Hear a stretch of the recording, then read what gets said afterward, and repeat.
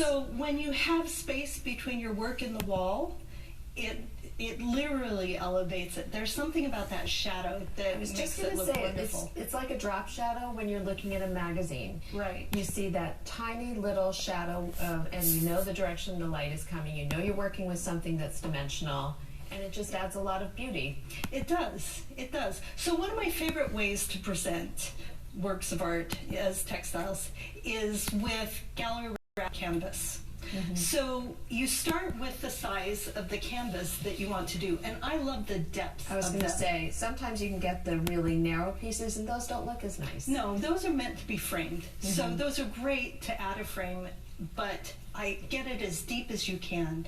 And then design your work so it is the size of the front of the frame, but you need to make sure that you've added plenty of space to wrap all the way around. So this is probably a 9 or a 10-inch square, and this piece is probably 3 inches or 4 inches. It depends on the depth of the canvas. So you need to add the depth of the canvas plus that again. Okay, so 2 times the depth of the, it's actually 4 times because it's 2 times on this side, 2 times on this side, so 4 times. So the next thing I do, once I have my top finished, and I'm sure it's large enough around the sides, is I will take it and take fusible web, and then I'll cut a piece of batting that is the size of the canvas plus maybe half an inch all the way around, because things shrink up a little bit as you quilt them, right?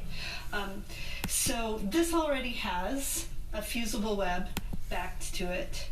So it's a double fusible, basically? You can do double fusible if you want or not. And I always, I'm going to stand up to do this, wrap it a bit, and then flip it over just to make sure I got it exactly where I want it. You don't want it to be off. So then... So you just positioned it, you've made sure. Positioned it, okay. Fuse it well. And if you prefer not to fuse at this point, that is totally fine if you baste your batting instead. And I have at times done batting the whole size of it and wrap that around.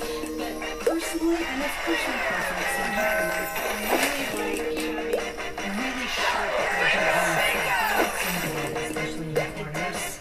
So now, what I like to do is you're going to quilt the center, but quilting off of the edge integrates the edge of the canvas with the top. And you're talking about the edge and the side here, so you're going to add the depth, basically. So it's an interesting way to design. You're designing the front of the piece, and you know, in a painting, that's what you're going to see all the time. But you also integrate the edges so people see it at different angles from different ways. You're planning that ahead of time, in other words. I am. It's really interesting to think about the stitching.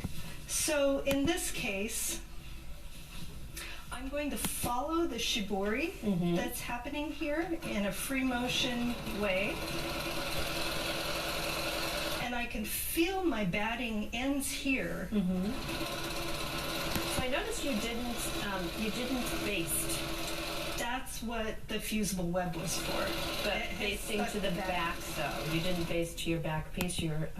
I have nothing. No, the stabilizer is fine wherever it is. We're going to rip that off maybe anyway, if you want to.